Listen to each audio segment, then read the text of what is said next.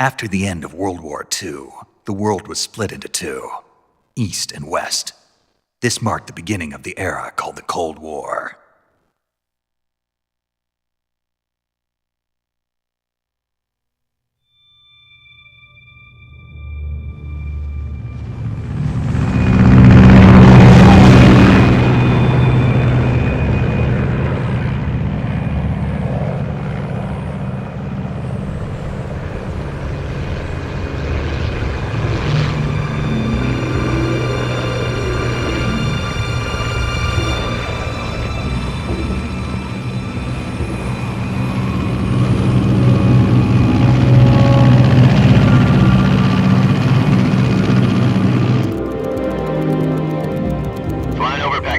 Altitude 30,000 feet.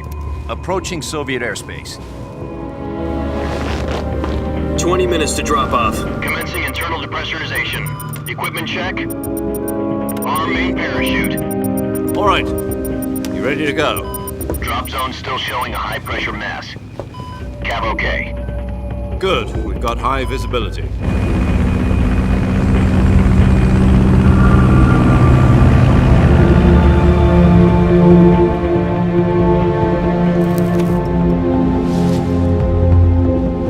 Put out that cigar. Connecting oxygen hose to interior connector. Put on your mask.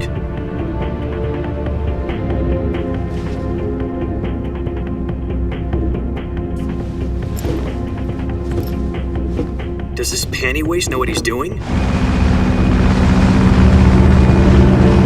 Approaching release point. 10 minutes to drop off. Hey, are you deaf? He said put out the cigar and put on your mask.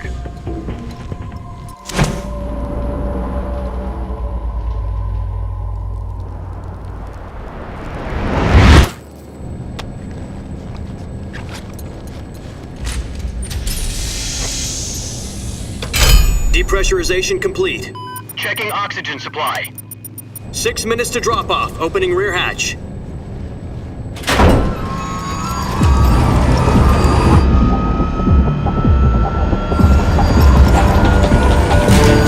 Sunrise.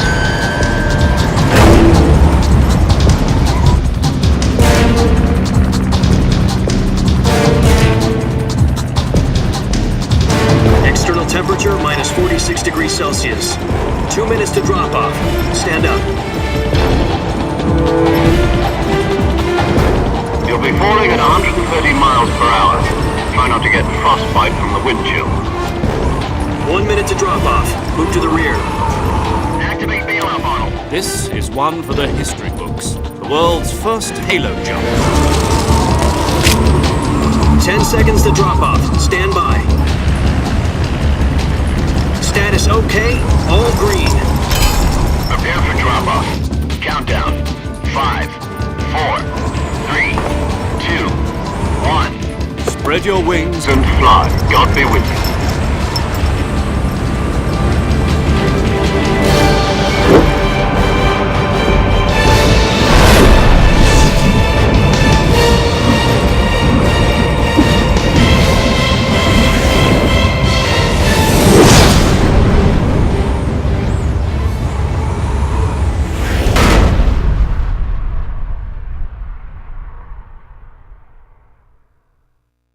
Jack, I've got some important news.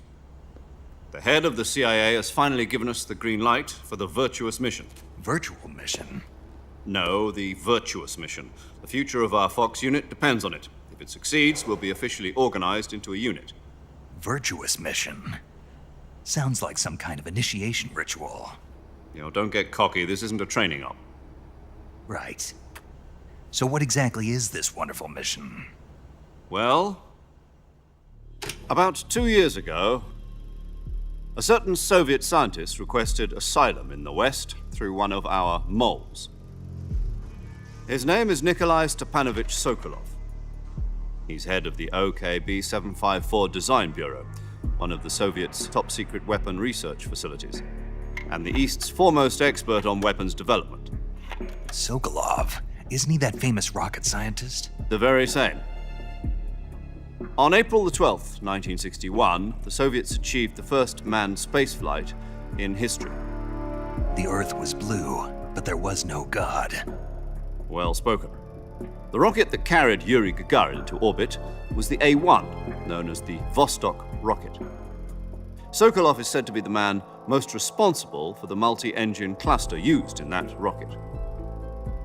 After Gagarin's flight, Sokolov left rocket development to become the head of the newly established Design Bureau. From a lowly technician to head of a design bureau, that's quite a success story, so why do you want to defect? It seems he'd become afraid of his own creations. Afraid? Call it a crisis of conscience. And for that, he left his country and his family behind and went over the fence? Not exactly. One of his conditions was that his family was also to be taken safely to the west. We used a mole to get the family out first and succeeded in sneaking Sokolov over the Berlin Wall shortly afterwards. I was the one who conducted the operation. The security on the eastern side was still full of holes back then. Then what?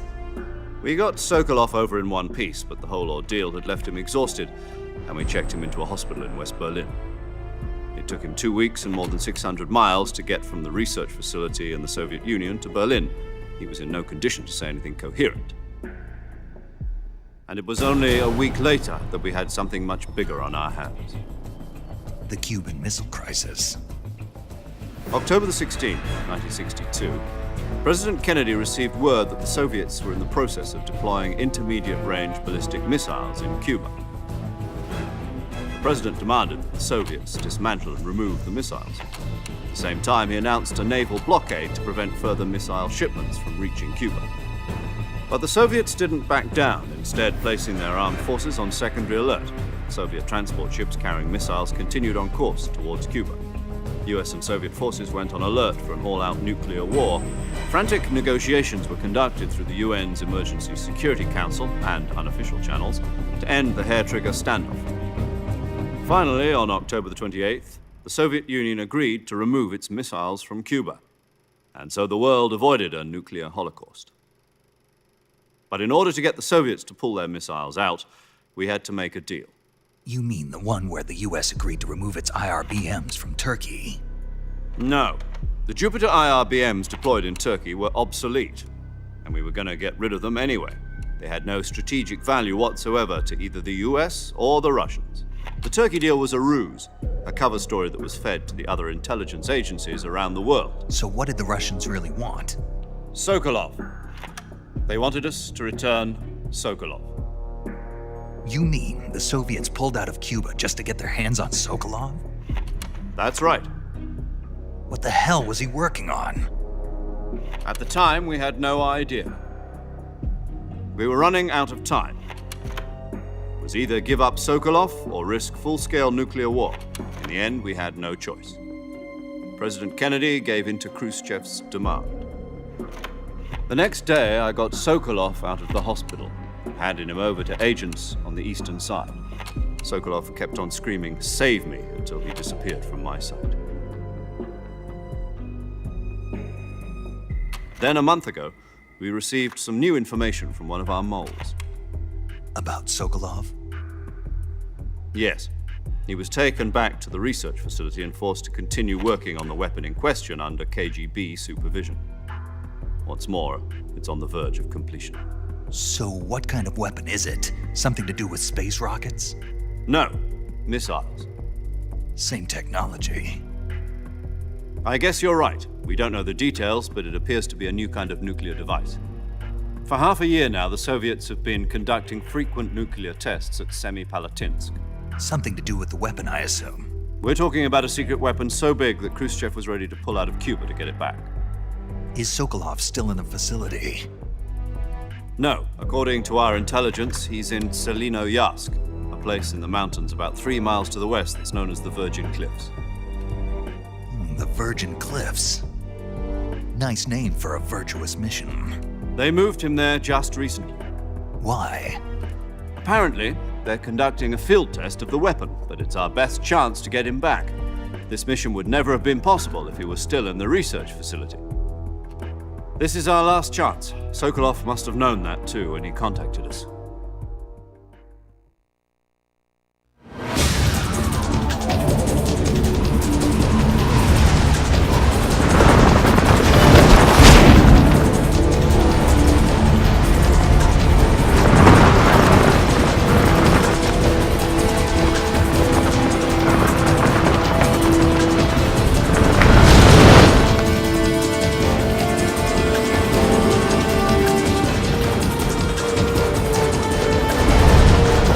Jack. Your mission is to infiltrate Selino Yask in the Soviet mountains, ensure the safety of Sokolov, and bring him back to the West.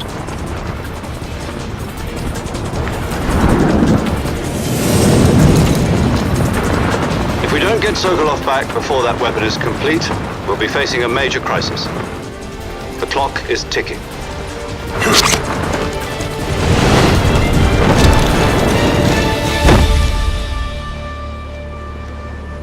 Once we've confirmed the rescue of Sokolov, stand by at the recovery point. A recovery balloon will be dropped at that point. Helium will be pumped into the balloon to inflate it. The process takes about 20 minutes. Once it's complete, the gunship's arm will latch onto the balloon and pull it up. The Fulton surface-to-air recovery system. I'm familiar with the theory. Take it easy. It's been combat-proven. Do you think Sokolov is up to it? The shock will be less than during a parachute jump, and the arm can handle up to 500 pounds. So you're planning on going over the border in a single combat talent? She's equipped with two 6-barrel 20mm Vulcan cannons, as well as two 40mm machine guns. Sounds like she could hold her own against a battalion of tanks. Even with the fuel in the reserve tank, we're facing a 4-hour time limit. If all goes well, it shouldn't take more than a few hours. Home in time for dinner. But if anything goes wrong, you'll be eating dinner, breakfast, and all the rest of your meals in the jungle.